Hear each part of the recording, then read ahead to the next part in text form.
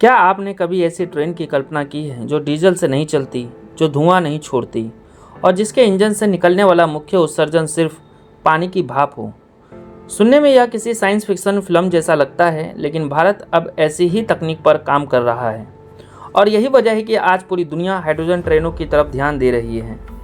हाल ही में भारतीय रेलवे ने देश की पहली हाइड्रोजन फ्यूल सेल आधारित ट्रेन को मंजूरी दी है। यह ट्रेन हरियाणा के जिंद और सोनीपत के बीच चलने वाली है। पहली नज़र में यह सिर्फ एक नई ट्रेन की खबर लगती है, लेकिन इसके पीछे एक बहुत बड़ा सवाल छिपा हुआ है। जब भारत पहले ही अपने अधिकांश रेलवे नेटवर्क का विद्युतीकरण कर चुका है, तो फिर हाइड्रोजन ट्रेन की ज़रूरत क्यों पड़ी? इस सवाल का जवाब जानने से पहले हमें यह समझना होगा कि हाइड्रोजन ट्रेन आखिर होती क्या है। सामान्य डीजल ट्रेन में ईंधन जलाकर ऊर्जा पैदा की जाती है। इलेक्ट्रिक ट्रेन में बिजली ऊपर लगे तारों से आती है, लेकिन हाइड्रोजन ट्रेन में बिजली ट्रेन के अंदर ही तैयार होती है।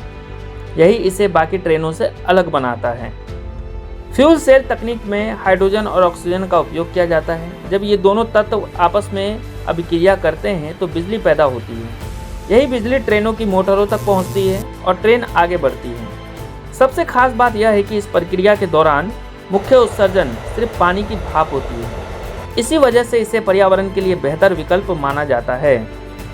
अब बात करते हैं भारत की पहली हाइड्रोजन ट्रेन की। रेल मंत्रालय के अनुसार यह 10 कोच वाली ट्रेन होगी। इसमें 1200 किलोवाट का हाइड्रोजन फ्यूल सेल सिस्टम लगाया जाएगा। इस योजना के अनुसार अधिकतम गति लगभग 75 किलोमीटर प्रति घंटा होगी और इसे हरियाणा के जिंद सोनीपत सेक्शन पर चलाया जाएगा। भारत के लिए यह सिर्फ एक ट्रेन नहीं, बल्कि एक महत्वपूर्ण तकनीकी प्रयोग है। लेकिन अब भी सबसे बड़ा सवाल वही है, जब भारत पहले से ही इलेक्ट्रिक ट्रेनें चला रहा है, तो फिर हाइड्रोजन ट्रेन की ज़रूरत क्या है? क्या यह इलेक्ट्रिक ट्रेनों को बदलने वाली है या फिर इसके पीछे कोई और वजह है? यहीं से कहानी दिलचस्प हो जाती है।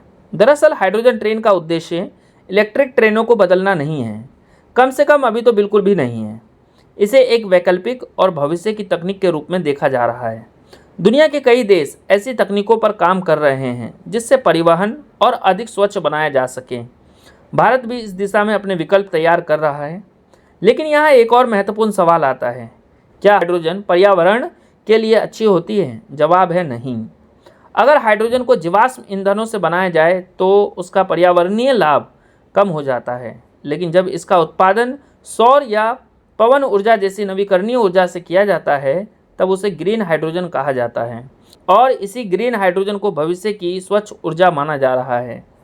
हाइड्रोजन ट्रेन के कई संभावित फायदे हैं। सबसे बड़ा फायदा यह है कि कम उत्सर्जन, दूसरा फायदा है कम शोर, तीसरा फायदा है नई तकनीकी में अनुभव और आत्मनिर्भरता। यदि भविष्य में दुनिया हाइड्रोजन आधारित परिवहन की ओर बढ़ती है तो भारत पहले से तैयार रहना चाहता है। लेकिन हर नई तकनीक की तरह इसके सामने भी चुनौतियां हैं। हाइड्रोजन का उत्पादन अभी महंगा है। इसके भंडारण और परिवहन के लिए विशेष व्यवस्था की ज़रूरत होती है। सुरक्षा मानकों का भी विशेष ध्यान रखना पड़ता है। यानी तकनीक आकर्षक जरूर है, लेकिन इसे बड़े स्तर पर लागू करना आसान नहीं होगा। भारत इस क्षेत्र में अकेला नहीं है। जर्मनी, जापान, चीन और अमेरिका जैसे देश भी हाइड्रोजन आधारित रेल तकनीकों पर काम कर रहे हैं। कुछ देशों ने इसका परीक्षण किया है, जबकि कुछ ने सीमित स्तर पर संचालन भी शुरू किया है। यानी भारत एक वैश्विक तकनीक दौर का हिस्सा बन रहा है। तो क्या हाइड्रोजन ट्रेन भारत के रेलवे का भविष्य है? फिलहाल इसका स्पष्ट उत्तर किसी के पास नहीं है।